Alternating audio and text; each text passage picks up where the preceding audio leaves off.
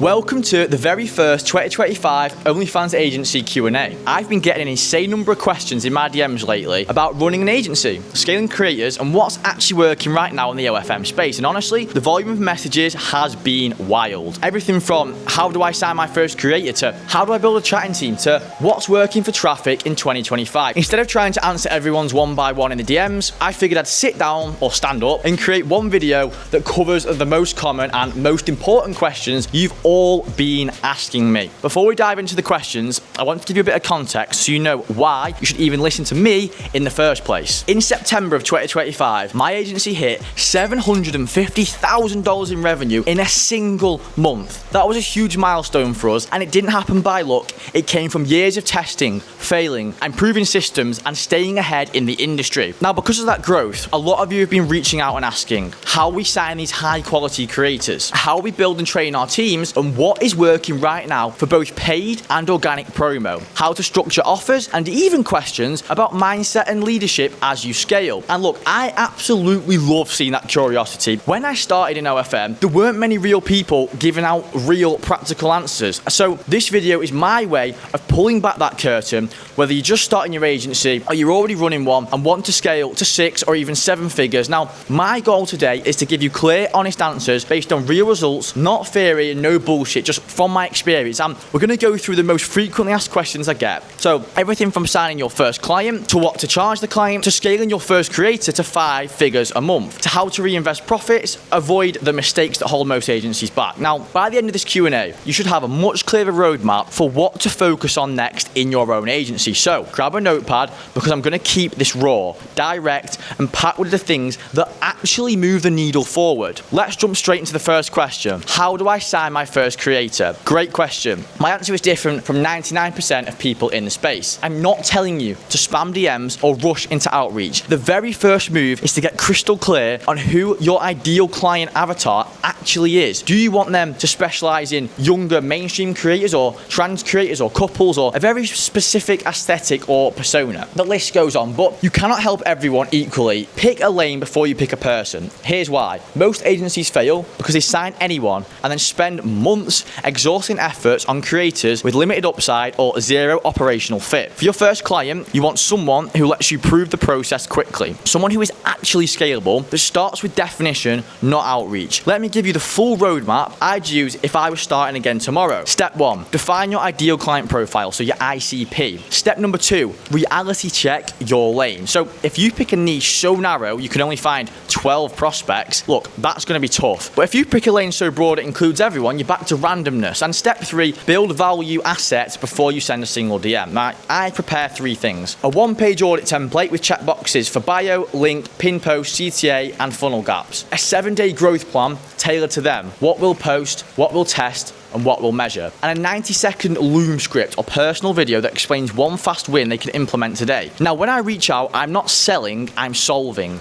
Step 4, qualify hard on the call. I ask 12 quick questions. So, what's your goal for the next 30 days? What content cadence feels realistic? What offers are you comfortable with? What are your boundaries? Who handles your DMs now? What promo or collabs have worked? What's your time zone and availability? And are you open to like a 14-day sprint with daily micro tasks? And can we get analytics access and agree to weekly reporting? What's your deal breaker? And are you okay with a trial where either side can walk away if we miss clear targets? If this works, are you ready to reinvest a percentage to compound growth? Now, I'm not trying to impress them. I'm testing fit and commitment. If they push back on every SOP on the day 1, that's a no from me. And your first client should be coachable and responsive. And step 5, propose a proof of process sprint, like not a long contract. So for example, offer them a 1 week for free or no pay until you show results. Now, this structure will essentially de-risk both sides and proves the system fast. So get your first win, document it like crazy, and then you can say yes to more with confidence, with data, and with a playbook that actually scales. Let's talk about one of the most important questions I get all the time. How do I build a chatting team? If you want to scale your agency to make serious money, you need to understand that chatting is the heartbeat of your operation. Traffic gets subscribers through the door, yes, but it's the DM conversations that turn them into paying customers, PPVs, tips, customs, video calls, the lot. Now, a strong chat team can multiply creator's revenue 3 to 5 times, a weak one can tank your whole funnel. And here's exactly how I recommend you build your first team from the ground up. Number one,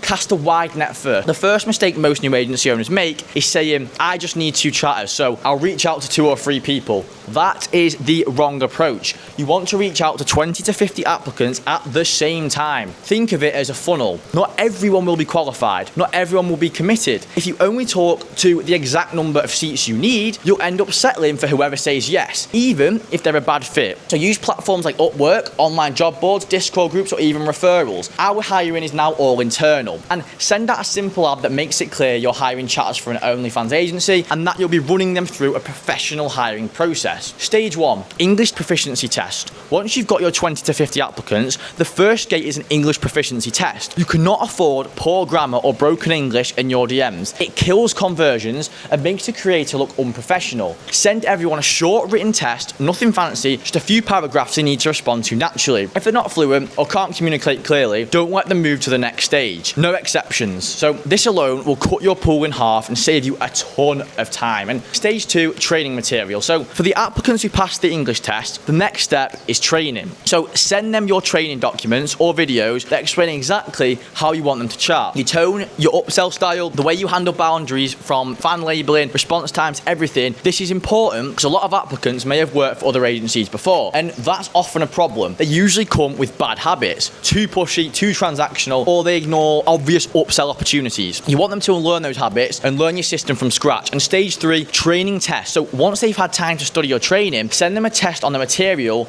they just learned. Ask questions that prove they've actually watched the videos or read the docs, and don't make it guessable. If they can't be bothered to study your system at the interview stage, they're not the type of staff member you want on your team. Failing this test is an automatic no-go. And stage 4, mock chat role play. The applicants who pass the training test move on to the mock chat stage. This is where they do a role play chat with one of your experienced chat managers. So the goal is to see if they can actually apply what they've learned, how to build rapport, how they respond under pressure, how they handle an upsell conversation. It's one thing to understand a script on paper, it's another thing to execute it naturally in a live chat. In stage 5, live training call. Next, you invite everyone who passed the mock chat to a live group training call. This step has 2 purposes. It lets you speak to all the finalists at once, so you save time. It's a perfect chance to test their spoken English skills, their communication style, and their understanding of your chatting approach in real time. You'll quickly see who's genuinely engaged and who's just trying to slide by quietly. So pick the best and shadowing after the live call. You should now have a good feel for who your top 1 to 2 applicants are. Pick the very best, not just the ones who answer correctly, but the ones who show energy, curiosity, and a natural feel for conversation. Before you give them real fan access, have them shadow your current experienced chatters. This means they watch live chats, learn how the tone shifts, and slowly start replying under supervision. And once they're consistent and you trust their judgment, then you let them handle fans on their own. Then repeat this until you have a fully competent team. But remember, the training doesn't stop there. You need to go for continuous improvement. The next question is, what's working for traffic in 2025? One of the biggest questions I get asked pretty much every single day is, what's the best marketing strategy for OnlyFans in 2025? Here's the truth, the game has changed. What worked in 2022 or even 2023 will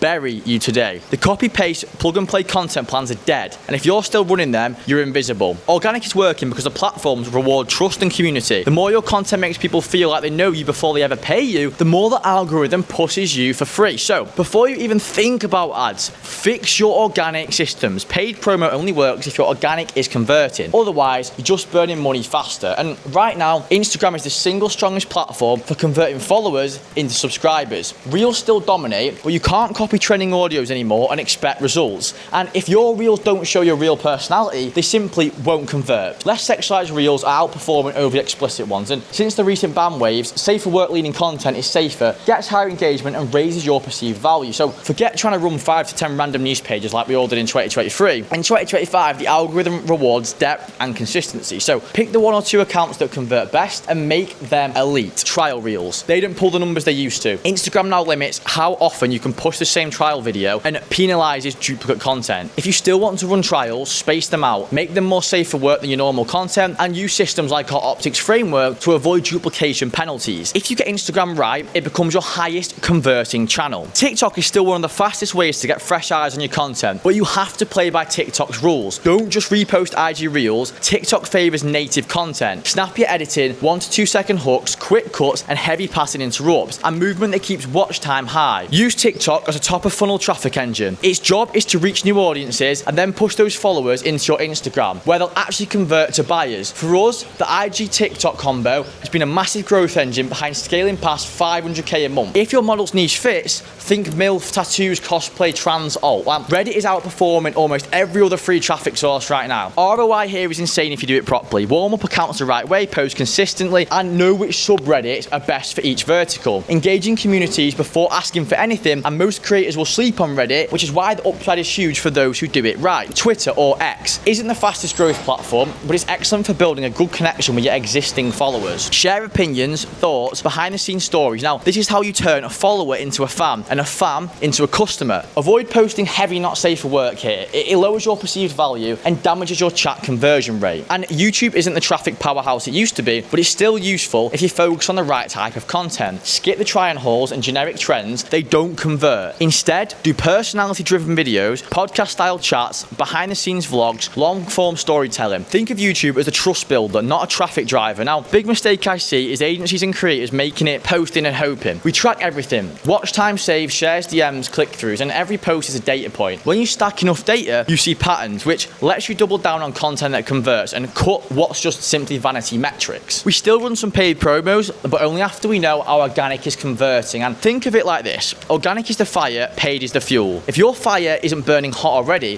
throwing fuel on it just wastes money. The 2025 organic landscape is about connection over clicks. If your content makes people feel like they know you before they ever subscribe, everything changes. Our agency passed 500k a month by focusing on platform-specific organic strategies that built trust first, then adding paid to scale. That's the formula that works, and it's how I tell anyone to approach marketing this year. Another question I get asked all the time is, when is the best time to start an OnlyFans agency? My honest answer, right now. And I don't say that as a sales pitch. I say it because this is literally the perfect window. Think of it like Bitcoin in 2011 or 2012. Most people had heard about it, almost nobody understood it. And the ones who jumped in early built fortunes because they were ahead of the curve. OFM in 2025 is sitting in that same stage. We're still early enough that there's a huge upside and low competition, but mature enough that the systems, strategies, and tools now exist to scale properly. It's the gold rush period. Here's why this timing matters so much. Massive demand, limited supply. Creator sign-ups on platforms like OnlyFans are exploding, but high-quality agencies and chat teams that actually know what they're doing are still rare. That means a lot of talented creators are actively looking for management, and there aren't enough good agencies to serve them. Revenue potential is insane. We're seeing new creators do 5-figure months, sometimes 6-figure months, because the fan economy is spending more than ever on digital relationships. Agencies who know how to drive traffic and run sales funnels are cashing in fast. Barriers to entry are still low for now. You don't need a giant office or a massive team to start. 2 or 3 good people with the right SOPs can scale a creator to 20 to 50k a month. But as the industry matures, expect platform rules, compliance costs, and ad competition to climb, meaning it'll be harder, more expensive to enter later. Tech is on your side. Tools like optics systems, better organic growth frameworks, even AI-assisted chat. All of these let a small agency punch way above its weight. That didn't exist a few years ago. So when people ask me,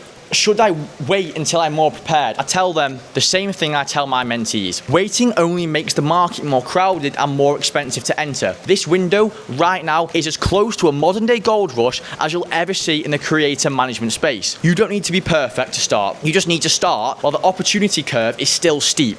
Learn fast, get one good client, prove your process, and grow from there. If you're on the fence, remember this. Every month you delay is a month you're letting someone else stake their claim in the gold field. And that's why I say the best time to start was yesterday. The second best time is today. And that wraps up today's 2025 OnlyFans Agency Q&A. We've covered some of the biggest questions I get in my DMs, from how to pick your first creator, to building a chatting team, to what's really working for marketing right now, and why this moment is basically the gold rush of OFM. I hope this gave you you some clarity and maybe even the push you needed to finally start. Remember, I started with zero. Last September, my agency passed 750k in a single month. That didn't happen because I'm special. It happened because I built systems and I started at the right time. That window is still open, but it won't stay open forever. If you got value from this video, hit that like button so more people can find it. Drop a comment with a question you'd like me to answer in the next Q&A. I read every single one. And if you're serious about starting or scaling your agency and what you want help building out the right systems, click the link in the description for the free training or DM me the word Q&A on Instagram and I'll personally get back to you. Thanks for watching. I hope you drew some value from this. I'll see you all on the next one. Sweet.